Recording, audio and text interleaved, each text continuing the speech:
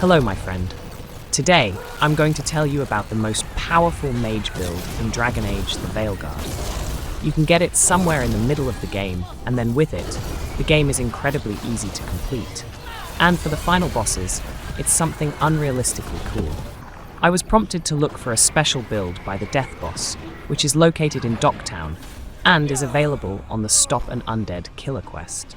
Now I'll show you how this build works, and then I'll tell you how to get it. The demonstration will be on the Death Boss. If you've already tried to defeat this boss with a mage and failed, you should definitely watch my guide. The Death Boss is tricky because it has very high health regeneration. On my first attempt, I simply didn't have enough damage to break this regeneration. My build works because of the Necromancer skill.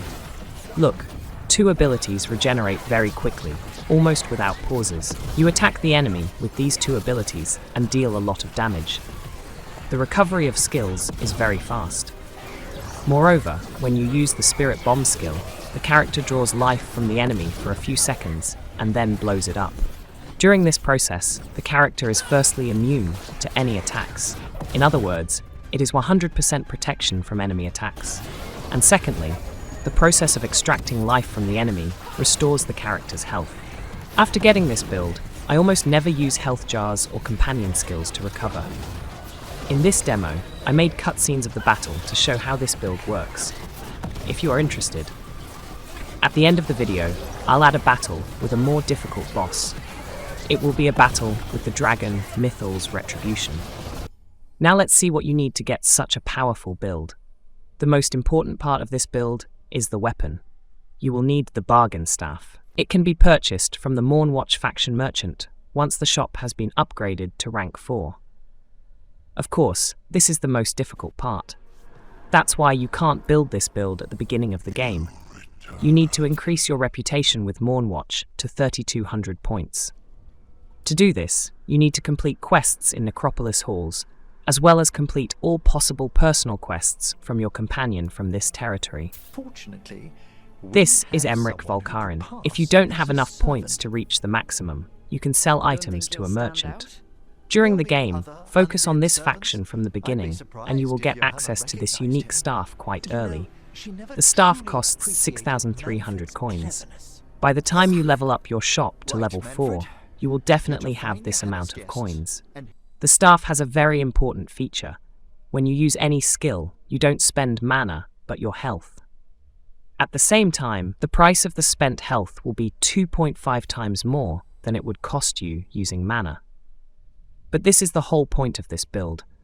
With the Spirit Bomb skill, you restore your health and your mana always remains at the maximum, which means that the skills are available immediately. There is only a rather short cooldown. The rest of the equipment doesn't really matter.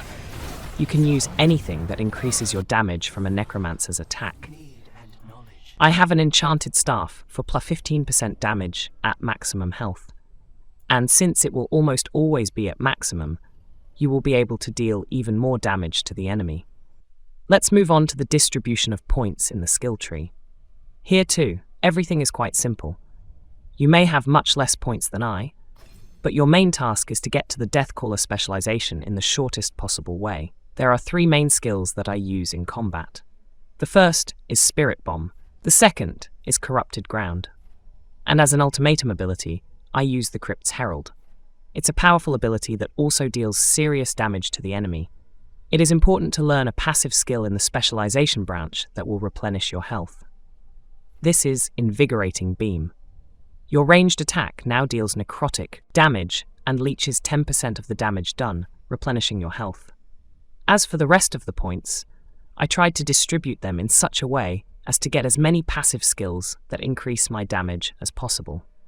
The third active skill you'll use is something to control your opponents, so that when you need to take a breather, you don't get stormed by enemies. For this purpose, I use the Frost Nova skill, which freezes all enemies around me. I'll make a close-up of my skill tree, and you can pause the video and copy something similar, as long as you have enough points for talents. To summarize. First of all, you need to get to the Necromancer specialization in the shortest possible way. Learn Spirit Bomb and Corrupted Ground, and then distribute all the remaining points to your liking. First of all, of course, I advise you to unlock all the bonuses from the branch of your specialization, and then choose passive skills that generally strengthen your character. I will say a few words about runes. I don't use them in combat at all, so I put on those that satisfy me with their passive bonuses. These are the Ascend rune, which gives 10% to damage, the Shatter rune, which gives 10% to ranged attacks, and the Redouble rune, which gives 10% to skill damage passively. Also, activating this rune immediately replenishes your mana by 100%. This is in case something goes wrong and you need to quickly replenish your mana in battle. That's all. It's worth noting that Dragon Age the Veilguard doesn't require any complicated tactics or special builds to complete. There is something to experiment with, but I don't see much need for it. Here is one build that covers all the needs for the combat mechanics of a mage. It will be interesting to see if there is something similar for a warrior, but that will probably come later.